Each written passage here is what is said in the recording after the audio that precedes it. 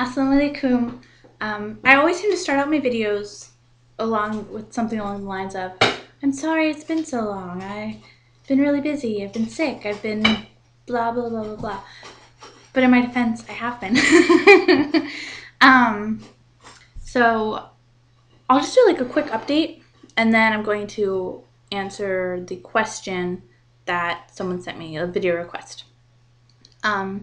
So like I said before, my husband and I are dealing with infertility issues, and we're trying really, really hard to have a baby, and not succeeding too much. But this last month, a lot of stuff has happened, and that's really why I haven't been able to do this.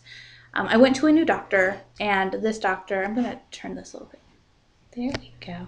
But this new doctor finally gave me a diagnosis. So now we have a name of my issue. We know some other things that are going on. Great doctor, great doctor, great doctor.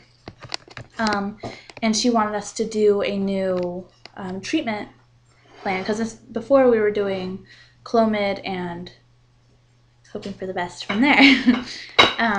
But now what we're doing is we're taking Clomid, which is a medication that makes you ovulate, or at least it's supposed to, as long as you have a high enough dosage. Before we had to up my dosage because it wasn't working, but it's supposed to make you ovulate or make you produce follicles so that you can ovulate, because I don't do that on my own. So we did that, and they decided that they also that time wanted to do our first round of IUI, which is intrauterine insemination, which is basically a sample that's collected separately, and then a doctor puts a catheter into the uterus and does the rest of the work. So we did that. It was a really, really stressful situation, not just because of what it was, but because of how it happened.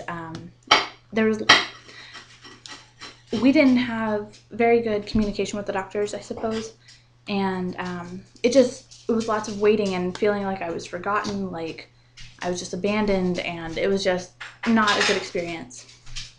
And then, so I was dealing with all that, and so it was just really, really busy. We found out that my endometrial lining was really, really thin, and so it was just bad. Sorry, my husband's giving me food. He's a good little husband. He cooked most of it. Little. That's sweetie. But anyways, so we went through all that, and it was a lot of stress. It was a lot. All the medicine that I'm on has me feeling really, really sick, because I'm on a new medication now too. It's called metformin, and it is for insulin resistance, which comes along with the PCOS that I have. And it makes me feel awful. From the time I woke up to the time I was going to bed, I felt like I was going to be sick, and it wasn't good. I couldn't do anything. I basically laid on the couch for a good month. Like, I just wasn't doing anything. And our house got really bad. Got really messy. But I kind of figured out what to do to help with that. I take it at night with a big glass of milk, and that helps a bit with some of the side effects. So we did all that, and then I really, really, really thought I was pregnant. I was really excited. And then we found out that I, in fact, was not pregnant. So that was really, really depressing, and I was really, really down, and so I was just kind of I wasn't going to do anything once again, because I was depressed. I was really depressed. But so we went through and we did another cycle this month. They did the Clomid again. They were thinking about not using Clomid a second time, because Clomid, if you take it for so long, it can actually cause your endometrial lining to thin out, which is what they were thinking maybe was the cause of it, because my endometrial lining was only 4.12 millimeters, and they want it to be at least, at a bare minimum, 5. So I was under. But Clomid for too long can do that, and I've been on Clomid for about 9 months now, and you're only supposed to be on it for like 3 to 4. So I'm kind of over. But they did it again. And so I went in for a mid-cycle scan on Thursday. And that went really, really well. I produced a really, really big fat follicle on my right side. It was 20 millimeters, which is really good because they want to be between 20 and 22 for ovulation. I'm sorry, if there are any brothers in here, you probably do not want to be listening to this. I'll put a little warning at the beginning when I upload this. But anyways, so I produced a really big fat follicle. It was 20 millimeters, and that was my dominant follicle on my right side. And on the right side, I also had one that was 17.5 millimeters, which is also really good. And then on my left, I also had another 17 millimeter follicle. It was like 17.6. So that was all great. It means I had, 3 follicles that could ovulate. Definitely one that would definitely ovulate, but the other 2 could ovulate. So that was exciting. And my lining was between 6.5 millimeters and 7. So it was good. It was really, really good. So, so that was exciting. They gave me my HCG shot before I left the clinic that time. Because before, oh my goodness, before we did it at home, and I was so scared because the needle's like this long. It's like 1.5 inches. It's horrible. And it goes in your bottom. It hurt. I was afraid. I was afraid it was going to hurt. So I threw like a tantrum basically right before my husband gave it to me. I was all crying. I don't want to do it. It's going to hurt. Blah. He gave it to me. It was nothing.